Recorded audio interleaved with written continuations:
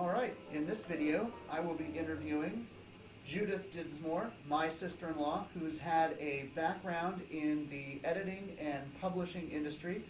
So my first question for you, Judith, is if you could tell me a little bit about how you became interested in the publishing and editing world. Well, I would say it was by virtue of necessity. So I attended Geneva College, and I got a degree in English literature. And even while I was there at the college, I was taking my literature classes, but I also took communication classes and PR classes because I knew I wanted to round out this useless literature degree. That was purely because I loved literature, Sure. not because I thought I could get a job after studying it. So in those communication and PR classes, that also led me to work on Geneva College's student newspaper, Okay. which was a weekly newspaper, and for it we got submissions from other students that often were terribly written. Mm-hmm. So under the pressure of deadline, at the last minute we were doing tons of rewriting and tons of editing. Okay. And I think even though I wasn't very good at it at the beginning, I think that quickly I picked up a lot of the skills of knowing how to make something more readable, Yeah. more interesting, cut out useless words and sentences, and B, follow a style guideline. So those two skills, like making something a better piece of writing and being able to follow a style guide, were actually invaluable. I would say that they were more marketable skills than a lot of those things that are touted as being marketable, like learning certain software or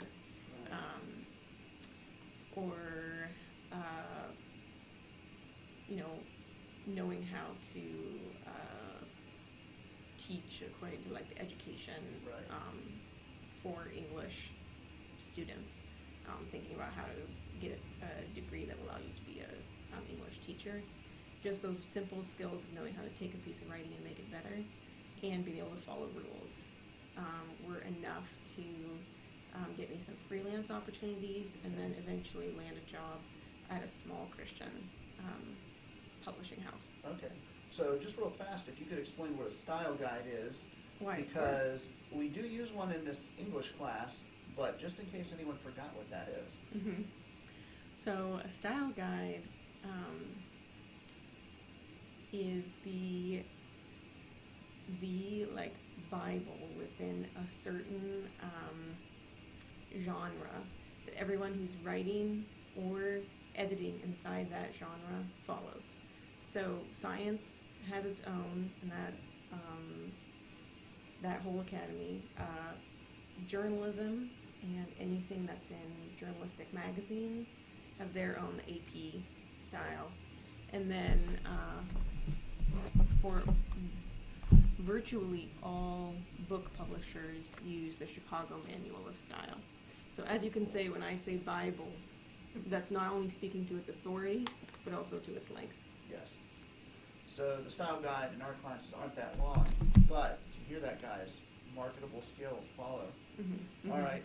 So what areas of publishing and editing have you worked in so far? You mentioned a little bit in college, but what did you do after college? So I worked for a small Christian book publishing house. So we were working on, obviously, book-length publications there. And at the conclusion of that job, I got a job at a magazine, New Okay. Horizons, in the OPC, which is a denominational magazine. Okay. So I switched then from doing book publishing to doing magazine publishing. Okay. So we'll talk about the book publishing a little bit first.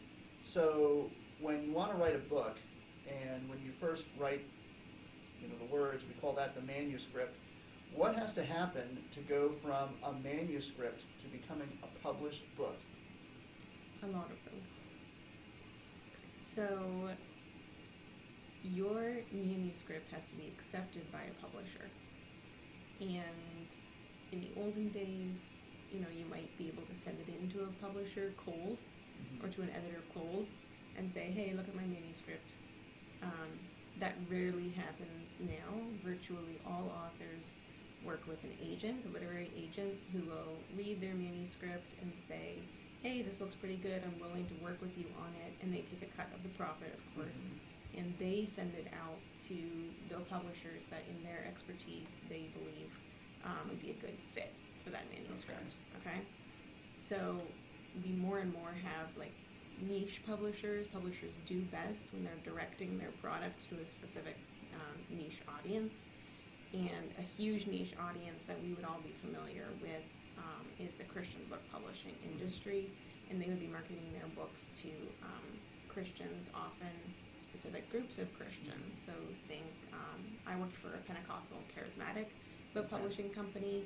There are also like Presbyterian and Reformed publishing companies. There's Baptist publishing companies. There's publishing companies specifically generated toward material for children or for use in Christian schools or for use in VBS programs or churches programs for kids. There's also publishing companies that are geared toward Christian educational products. So your agent sends the manuscript to the publisher and goes back and forth and negotiates some sort of contract for the manuscript. And the publisher says, sure, we'll give you, probably a very small advance. They don't give very big advances anymore unless you're like a tried and true author. And they take that manuscript and they say, probably there's going to be a publishing date maybe 1.5 to 2 years from now, which doesn't seem soon. Yeah. And it explains why we're not going to see a lot of books about COVID, for another year and a half or so. You didn't see a lot of books about Trump until about a year after he was in office or a year after his campaign. And that's because the editing process does take time. And the worse the manuscript, the more time it takes. Right. The first person who's done some work on that manuscript has been the agent. So they will often give advice to the author, like, nix this chapter. It really detracts from your main point because you're trying to make points that are too hard to prove or they're kind of out there. So they'll do big picture edits like that. The first thing that the publisher will do is give it to the editor who's kind of assigned to that book, and that's the editor who will be like ushering the book through the process of editing, and they are also going to do some big picture edits on it. And they will work very closely with the author, and they might do everything from suggesting that the author rewrite whole sections of the book to catching any of those errors or mistakes that they see in down to a finer level of sentences, etc. But not necessarily doing a really hard, close, fine-tuned edit. So after they've done their pass and the author's happy with it, the author probably won't see the manuscript again for a while. Next, it'll go to a copy editor who's going to start looking more at those fine edits. Of course, referencing always the style guide. Comes back. Yes, and different publishing companies will usually have their own house style guide as well that they're using about specific matters that the Chicago Manual of Style might not address. Copy editor goes through very carefully, and after the copy editor, it goes to the proofer. So yet another layer of just carefully checking. At this level, you're checking each fact, each spelling of somebody's name, each number, carefully combing the grammar to make sure it's accurate, and then also looking at the things in the book that when we take a book, we might not even be conscious that errors might occur there. So that's like on the copyright page on the front. You're normally not looking for errors on the copyright page. Or making sure that in the table of contents, every single number lines up with that beginning of that chapter, etc. And the index and all that. Exactly. Smaller publishing companies often outsource the job of proofing, so it's a really great skill for freelancers to have. I have a friend whose full-time job, and she supports her family on this income, and she works as a proofer for Scholastic publishers. And so they send her manuscripts, she proofs them, within a matter of days, and she sends them back. That usually pays around $30 an hour. Wow, so that's pretty, and to do it from home. Right, and you do it from home. So if you're an attention to detail person to do this job. Yes. Very yes. much. Yes. After the proofer, then the book is laid out, and it goes through another proof. Okay, so there's at least 3 checking phases. Yeah. Well, that's very interesting. So, and then it would go on, and they'd do marketing and stuff like that. Yeah. Now, you worked in some of that proofing side of things. Yeah, so I came on as a copy editor. So that would be the second stage after the editor of the book goes through it. It goes to the copy editor. You kind of take that second pass. But because it was a small publishing company, we often had our fingers in a lot of pies. So I was quickly moved to also be a proofreader. So if you and I were both copy editors, you would copy edit manuscript A, I would copy edit manuscript B, and then we'd swap and you would proof B and I would proof A. Okay. And as I was at the publishing company longer, they started to give me the opportunity to be main editor on a couple of books. Wow. So did you bring some of those examples of books you worked on here today? So I have an example of one book that was published by this company, the book publishing company, an illustrated guide to the plants of the Bible. The title is In the Garden. And because it's a Christian company that's about plants in the Bible, of course there's a ton of Bible verses. Right. As a copy editor and a proofer, you're checking each word of each Bible verse to make sure that it is correct with the version. For there to be an error. Yes, exactly. And different translations of the Bible can sometimes vary by just one word in a single verse. And so you have to make sure that you have to have the correct version for each one. I don't know if this is interesting to your students, but just as like some book trivia, the copyright page is always fascinating to me now that I've worked at a book publishing company. There's a couple of really interesting things that you always want to note on the copyright page, and that is if there's material in here that they legally cannot include without attributing to somebody else, that will often appear on the copyright page. So if you have a book that's not actually doesn't have very much original content, but the author's name is on the cover, and you just kind of assume that author wrote a lot of it, or a lot of the ideas were original to the author, and then on the copyright page it says, thanks given to et cetera, et cetera, et cetera, for use of So it's almost like a works cited page before a works cited page. A little bit, yep. And you can also find, of course, the copyright year, so the year that it was published, whether it was a first printing or a subsequent printing. And then all books will have a small line of numbers at the very bottom of the copyright page down here.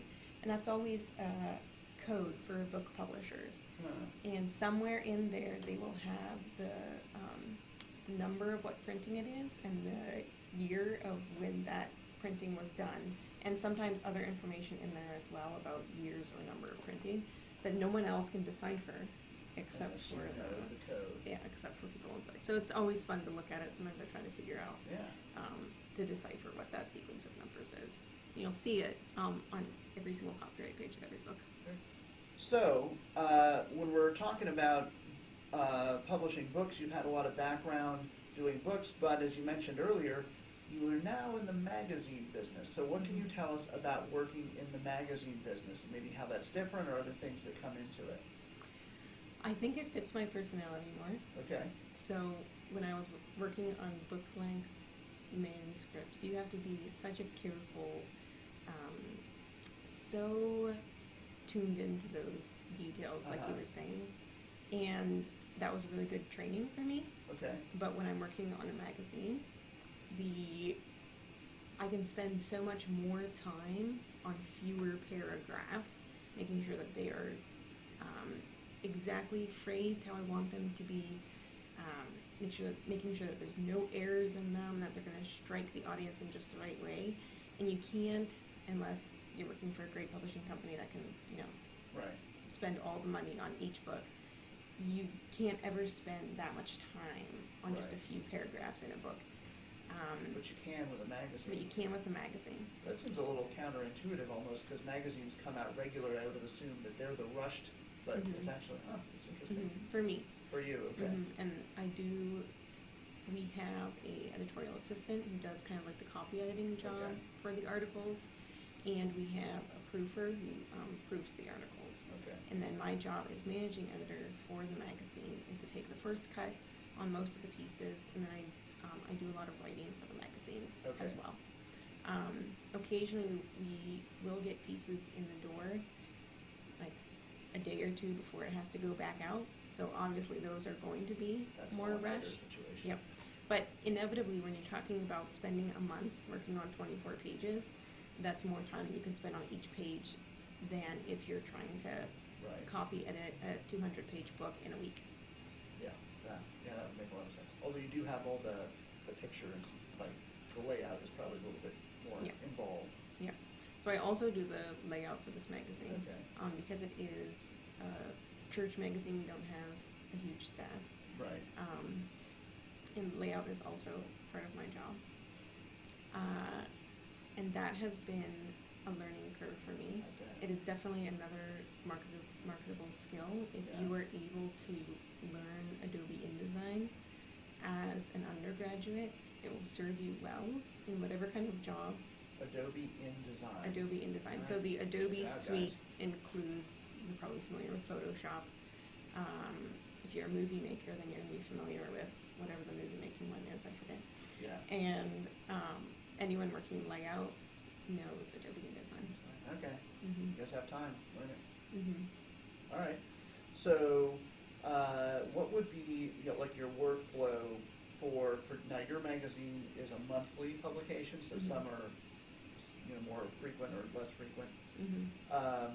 So, what would be like the steps you go through to produce that edition Mhm. every month? So maybe I'll work backwards and just talk about what I was doing yesterday. Okay. So today is May 12. Yesterday was May 11. And I just sent the June issue Okay. to the printer. June. It's already Yeah. So by the end of the first or second week of the month, I have the next month's issue completed. Okay. The week before I send it out, we're doing final layout, and we're doing proofing, and we're also checking with authors Okay. to make sure they're okay with how their content is appearing in the magazine.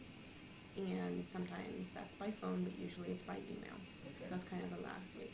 The second to last week is when I'm doing editing and laying out of the articles before it gets sent to the copy editor or to the proofer.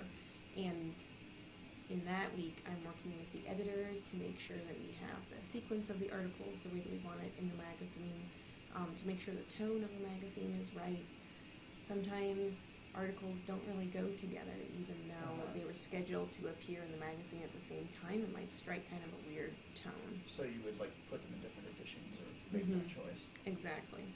Or they might go really well with the theme that we have planned for the next month. I receive content either that week or the week prior from the departments inside the church that send me content monthly for the magazine. Okay. So that's kind of the flow of how it would go. So that gets you to 3 weeks before, which is Okay. beginning of the cycle about. So you just finished up that cycle And I'll are start ready to start again. tomorrow. I'll start, gathering in the articles for the next issue. Wow. Excellent. So the last thing I wanted to talk about are just, and you've addressed this a little bit, but for anybody who's interested, you think you're good with writing, you're good with editing, what are some ways to get started in either the editing or publishing world? You mentioned some software to get familiar with, but just other things to do to find a way into this business. The first thing is always to be a reader. Mm-hmm. So if you are interested in writing magazine-length pieces, well, for sure you should start reading them. Okay. If you are interested in writing books someday, for sure you want to start writing books. Writing for magazines or for online publications often is very easy to begin to submit pieces even as a high schooler. Mm-hmm. So if you are associated with a particular church or a particular religious organization, they will probably have an online publication, if not a print publication. So I'll show you, this is the COVID issue that we did for May 2020.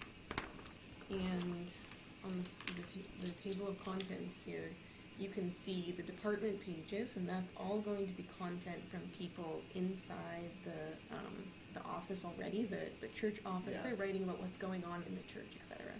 But up here we have the features.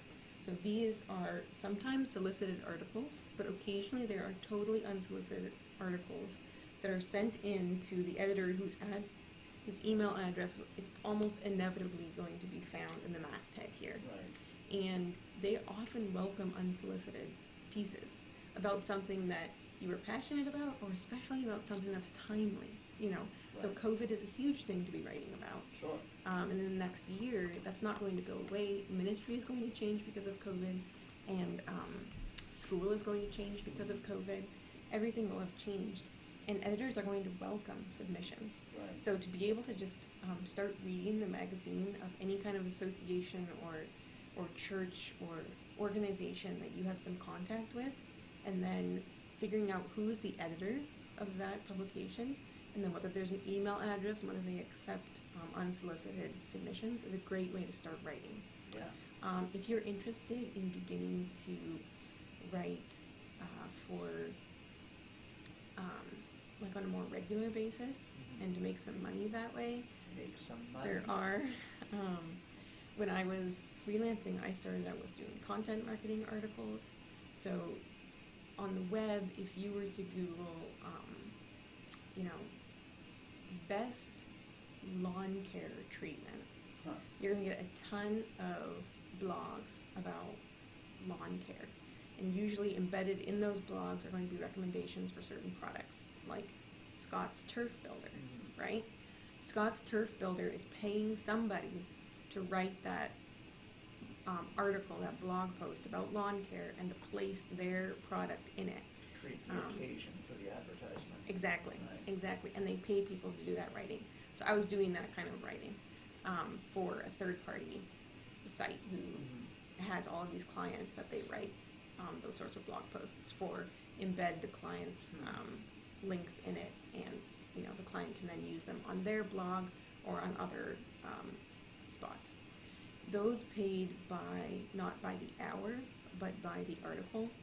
So I think for a 300-word piece, no, for a 600-word piece it was $30 or something like that, Okay. or maybe for a 300-word piece it was $30, and a 1,000-word piece it was $60, something like that. Yeah. And then if you worked inside that company long enough, and this was totally freelance, you had the opportunity to become an editor inside that company. I would say also gaining the skill of being able to edit your own writing is incredibly useful. You don't know when it will stand you in good stead. To finish your class assignment a day before it's due, and then to take, at least, right? Yeah. And then to take an extra day after you've let your brain rest a little bit, which is extremely important in editing. You Yes. never want to be reviewing something the same day you've worked on it. Right. Give it at least 24 hours, if not 72 or a whole week. Right. Then you can come back with fresh eyes and be able to just use these timeless tricks to improve your writing, like omitting needless words, as Strunk and White would say. Right. Figuring out where you have been overly dramatic, where you can state it more succinctly, and making sure that you're supporting all your statements so that they're not opinions if they're not supposed to be Right. opinions, but they're always supported, and rearranging your sentences so that it conveys the idea more clearly.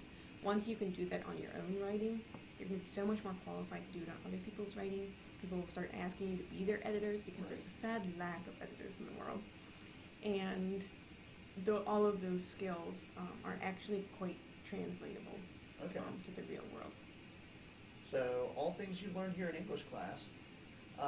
Any other thoughts you have for high school students who are at least in English class? And I don't know, some of them might be interested in writing or editing or just being a better reader.